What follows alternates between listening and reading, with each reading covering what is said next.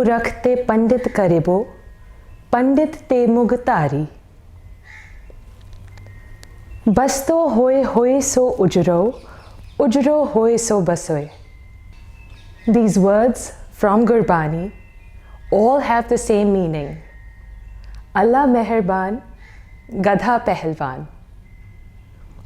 It is indeed my pleasure to have Dr. Jai Madaan with me today to converse with us and enlighten all of us.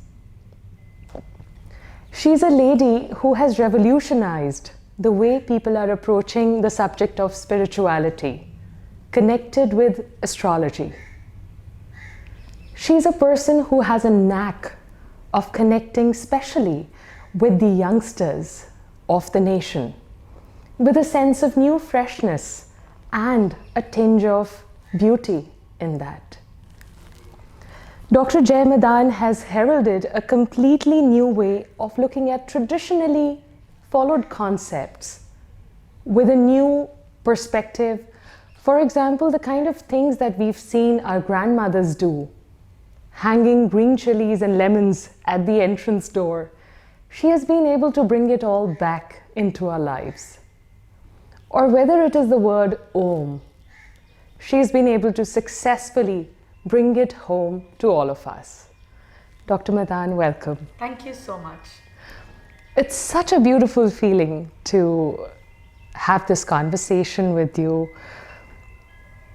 I remember you once telling me about the book Secret and how that book is one of the books that you read in completion from page 1 to the last one. What is it about that book that you really loved? Actually, it is just a realization. Like when you teach a child about law of gravitation, the child experiences since the time a child starts crawling and walking. But nobody tells you that why it works, how it works. So it's a beautiful way of understanding that, oh, I've got this, I've done this, I've achieved this. You know, it's because that is how the universe works. So you become in sync with it. You have a deep realization. So I find it very beautiful. When it comes to the law of attraction, do you think it really works? I feel yes, it works. But it's a different stage, you know, we all are in life. Like, you know, a second class student won't understand about algebra, no matter how nicely you explain. You know, it's above him. He's not in that plane. Beautiful. So some people are in law of denial. Actually, that is also attraction happening, but they're just in denial. Some people walk through the law of doubt. You know, they have to question everything. So they become a question. So law of attraction is another plane that you are on. So yes, I do believe it's work. There are laws over and above it also, below it as well. But they all work beautifully. When you say some people are in a state of denial, does that mean that it is all karmic? That some people are able to apply that law of attraction and some people don't have it in them to apply that law of attraction? Well, see, karma and destiny have always been a big question mark. It's like a question to ask that, you know, whom to believe more. But I always believe it's an individual choice, you know. Not everybody is born to be evolved. But law and universe is very fair. Whoever you call it, sitting up there, here, where, anywhere, nowhere, whatever it is, they all give you an opportunity. Okay. So whenever we have a painful experience in life, right, it is there to make us either bitter or better. So the mindset that you have, the support system that you have, is what you choose to be. So nobody knows what is in your destiny till somebody tells you. But destiny is also an opportunity. If you don't do action on it, I mean, you can have food delivered to you, you can have somebody serving it to you, but eventually you have to chew it. Your action is required. So action is foremost important. That's karma. But an opportunity is always presented to you. If you are living like a deaf and a blind, nobody can help you. Absolutely. But when you said your support system, your environment, here what I have to ask you is, suppose a person goes through a lot because of his or her environment. can that person fight that environment and actually overcome all that he or she is facing? So all the motivational people that we see, or the figures that we admire, or the heroes so-called, are such people only. So from nowhere only someone is created, with a legacy. You don't get that kind of heroism attached to you. Okay. So yes, why not? We have always seen it, and that's how it's supposed to be. Astrology, as they say, guides you. It's a guiding tool, right? Absolutely. It guides you, as I understand, that 30% it guides you and 70% is your karma. Why do some people say that, you cannot rise above a certain level because your stars and your planets have to support you? What do you have to say about that in relation to the law of attraction? I think no, that's not true. But your mindset, like if I talk to a 10-year-old child and I tell him that you have money gain or how much money you need. So a 10-year-old would ask for something that could just buy him a toy. Now, if I talk to a 20-year-old, he might ask that could give him a car. If I ask to a 50-year-old or a 40-year-old, he might ask that could give him a house or a few more assets for security. So as you evolve in life, you broaden up also. Your horizon expands. So it is to each his own. How much can you think? How much can you believe? So the planets are playing that role to give that ability to each person? They also do. But see, now this is also mentioned in astrology that to yogis, astrology doesn't work. So it is a plane that works for you. If you have nothing to lose, you don't have attachments, you don't have greed, you don't have lust, and you're not bothered about anything, and you go and live on a mountaintop, what worse can happen to you? So what will planets do? What do you have to lose? So the moment you're above a level, it doesn't affect you. Like when you are in a plane, does gravity affect you? No. There are a lot of people still on the ground, but you're up in the air. So the moment you elevate, then this doesn't work that much. So it depends how evolved are you. And that is all karmic. And that's a choice, yes. Okay. Talking about handwriting, I've seen some of your programs in which you're explaining how one writes is actually one's depiction of the subconscious mind. And that point of yours that, look at the dot that a person makes above the eye. So that sort of shows how emotional or sensitive a person is. Now, what I have to ask you is that suppose if somebody actually has that water element invoked in his or her handwriting, and if that person consciously makes that change, that, okay, I'm going to change this, does that bring a change in his or her subconscious mind? Well, it's as good as asking that you ask me that I want to lose weight and I stop taking my dinner meals. Is it going to make me lose weight? Definitely. Okay. So if you think and your body can react, then Beautiful. Why can't your mind react on the mind itself? This is material. We don't know, is the mind inside, it's outside. Brain is inside, definitely. But mind is a broader thing. So when your mind can work on your body, why can't your mind work on the mind itself? So yes, it does affect because you're consciously doing something to bring changes in the subconscious. That's how it has only worked. Beautiful. So that means each one of us have the power. Absolutely. To bring about a change. If you want to, because everything requires effort and persistence. So you just can't think and leave it. You have to do something about it. Right. So that's a clear revelation, that if one notices that this needs to be changed, so if you make that simple change in your handwriting, that means you will consciously or subconsciously take that into your mind. Absolutely. You start consciously, but it happens subconsciously. Beautiful. Moving on to Om. Om, I feel, is very special to you. To everybody. To everybody, yes. That's true. I don't have copyright on universe. That's the universal sound. So I would say to everyone. Maybe you're special to me, so I'm saying it's special to you. I accept it. As a compliment, I would say that. Because the way you've talked about its power, perhaps it has helped me get it into my life, and it has helped lots and lots of other people who perhaps wouldn't have paid so much of attention to Om, we've heard it from our grandmothers, from our parents. But when it's a person like you who connects well with youngsters, and puts it in that manner, then everybody wants to look at that and connect with it. What I want to know, as some of our viewers want to know, Om, when it is inscribed in the form of a tattoo under the medulla of the neck, does it protect the entire body? That's all? Then one doesn't need to do that wo nazar utarne wala or some salt. So when we talk about nazar utarna, do we use red color for nazar? Do we use yellow color for nazar, or do we use black color for nazar? We do use black, right? So because black has it's a color of obstruction. If you're heavy, you're wearing black, you will look lean. Lean. It stops the light to penetrate in. So it has an illusion to itself. So it's like a gate. It stops. No, black stops. That is it. That is it. So the tattoo itself has to be black in color, right? So it cannot be infilled with a different color like red? Ideally, no, because red is expansion and black is stoppage. Okay, so it cannot be infilled with a red, and because some people were asking about this, that can it be infilled with a red and outlined with black? You can do whatever. You can also make it blue, you can also make it pink. That's a personal choice. But what is the purpose again, I would say?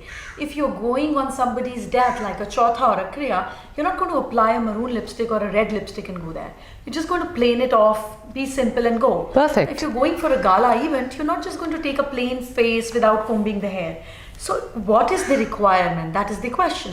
So red generates energy, black stops, beautiful, yellow expands, blue dilutes, it's a soft color.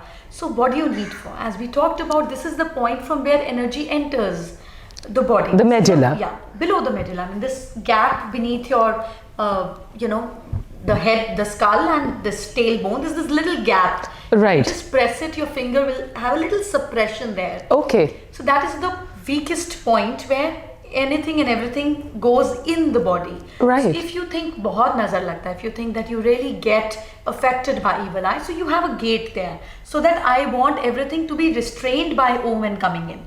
Beautiful. So which part, what color, that's the whole thing about it. So that's one has to decide what do you want. What do you want?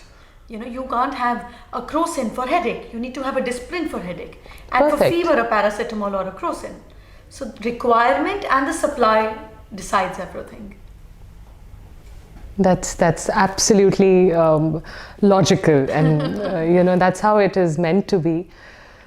When it comes to simple remedies like green chilies and lemon, I'm talking about these simple remedies because these are very simple to follow things, and which if all of us emulate in our lives, as I understand from you, that it can bring a lot of changes, because I think the act of just doing these small things brings that change in you as a person. Now, can this be changed?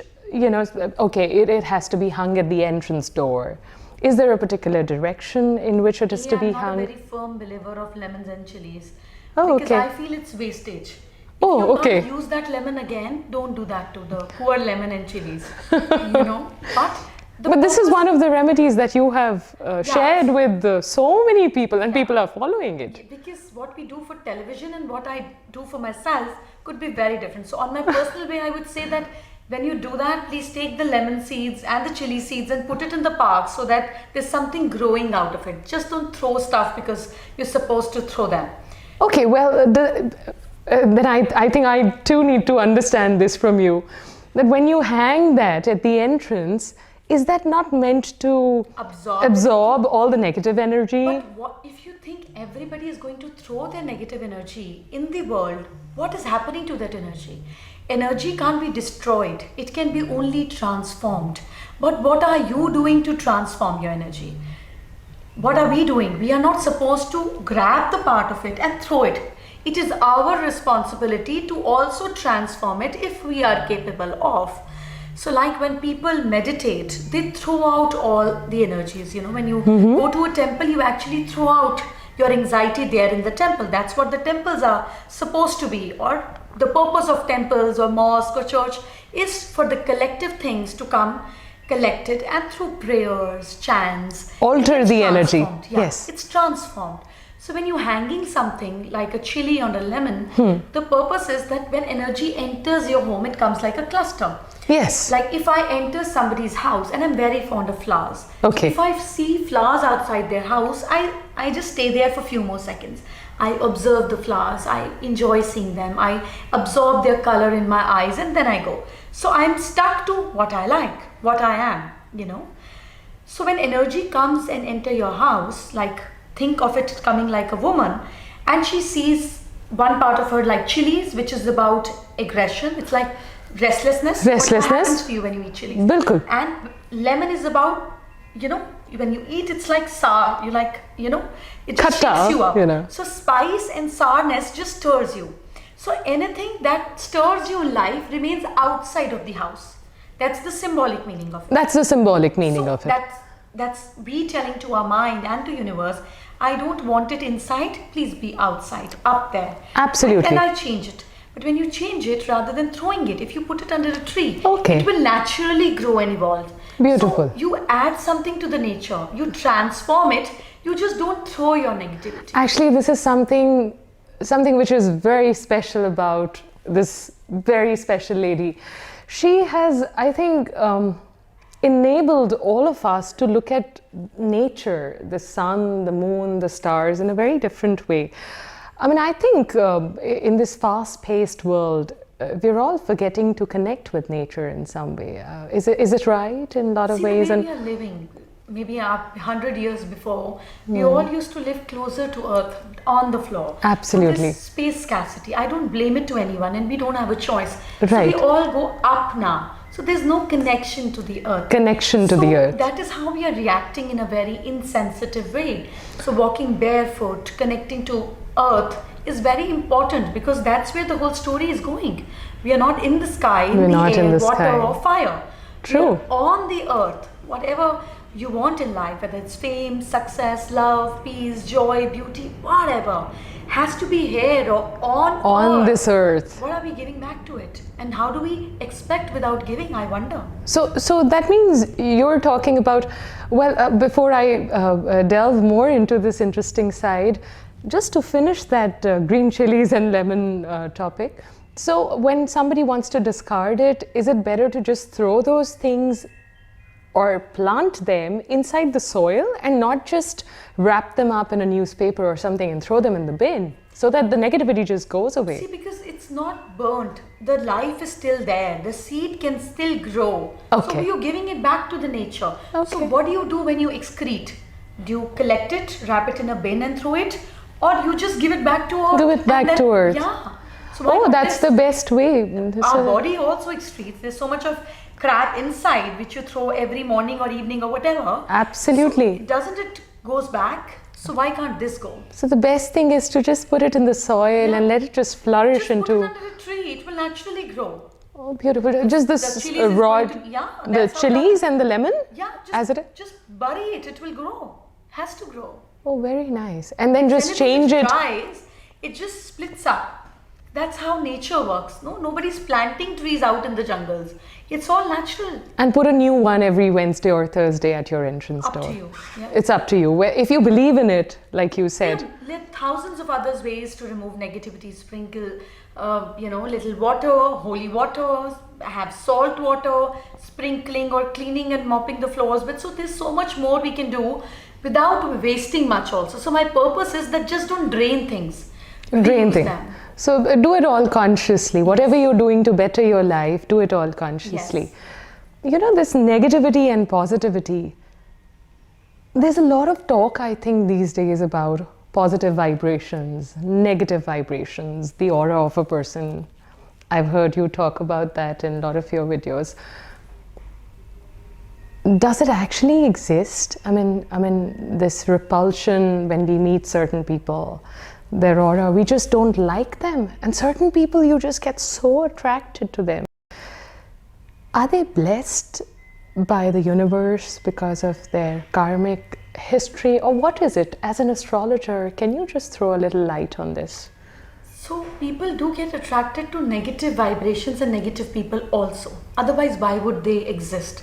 So when we see cults or murderers or criminals, Oh, yes. they also have their people attached to them. Absolutely. And they're all doing something which we would not want or do to harm somebody else. Absolutely. But certain plane that you are in, you get attracted to the similar plane people. So as we say, great. birds of the same feather flock together. Flock together. It's the same thing. So if you are positive, you will Automatically. get attracted to positive people, and the other side you will have a repulsive action too. So that is how it is. Where are you? You'll be attracted to the similar space. I know, I saw this one comment by Rhonda Byron, that you're never put at a wrong place. It's all your frequency and energy, which is radiating at a particular moment. So it gives you a power to change and evolve. That's the whole thing. That when you realize that I am here because of myself, then why can't I be there because of myself? If I can put myself in the pit, I can put myself on the hill also. On the hill as well. So it's a complete realization that you can change. Absolutely. The book I'm the Mind by Deep Trivedi, I feel it's also one of the books that you really like. I like the title, but if you ask me honestly that have I read it completely, maybe 4 or 5 lines, that is it. So sometimes you keep things because you like them. And why do you like them? It's because there's something which is stimulating enough in them. In that book. To stimulate you. To stimulate So you. I like the cover of so many captions coming out. It tells me that, when I want to do something and I feel that, I don't use certain words for myself, but how people say that I'm tired, I'm exhausted. I know. Yeah. So then I make sure that whatever vocabulary is in your mind, your body understands and react only to that. So it's a nice thing for me as a resemblance of something, Right. Do you realize you're attaining a very powerful position, that you're altering people's lives? Do you realize that? Honestly, I just, my purpose is to bring joy in their life. If you ask me that I know what is happening on my social media, what video they posted, what comments I get, how many likes, followers, I have zero idea about it. Oh, so you're in your bubble? You're. What is the point? What is the point? If I have time to waste on what people like or don't like about me, there's so much more I can do during that time. I mean, if something is not evolving me, I don't waste time on it. So that means you have your own path. Absolutely. Oh, beautiful. That's a very beautiful message for all of us. That means you're a personality who has her own path and her own conviction. And we all have. I am also human. I am a guide. I am just telling people what I know of. There's so much I don't know, and I learn every day. I grow every day, and as I grow and learn, I share more. That's the whole journey we all should have. As a lady, any special message for young girls and women, especially? Any message which is close to your heart? So the only thing that I talk about anywhere where I go and talk about women empowerment or talking or addressing to women, we as women have a very soft heart. Most of us, not all, have very True. soft heart for ourselves and the people we love. Not for everybody else, maybe not. And we want in our life to achieve, do things, but without much friction. We are tamed in a certain way, especially developing and underdeveloped countries. True. Where we feel we are not equal as men. They would idolize a woman by bringing her into a category of Devi, but the normal living human women will not be given equal priority and stuff like that. So I tell every woman that when you are going to do something different, which you want to do for yourself or for your loved ones, or it's a calling for you, it's not going to be like a cakewalk. It might be, it might not be. You should be prepared for both. Think of the best and be prepared for the worst as well. So when you go off track to achieve what you want to, it's like a train changing a track. There is going to be a spark, but that's how the train is also going to go forward in life. Beautiful. So if you're worried about sparks, that no spark should happen because the train will get burnt, well, you're losing an opportunity to even try. Even try Maybe it. it doesn't get burnt. And what if it does? You always have a way back. No, reverse gear to hota hi hai. You can always come back. But why not go forward and try it? So learn to take a bit of risk and just follow what your gut, your heart, your mind, your soul, whatever speaks to you. Follow it. It always brings results. Dr. Jai Madaan, thank you. It was so delightful to speak to you. I mean, I'm falling short of words. Thank you so much. My pleasure. It was a pleasure.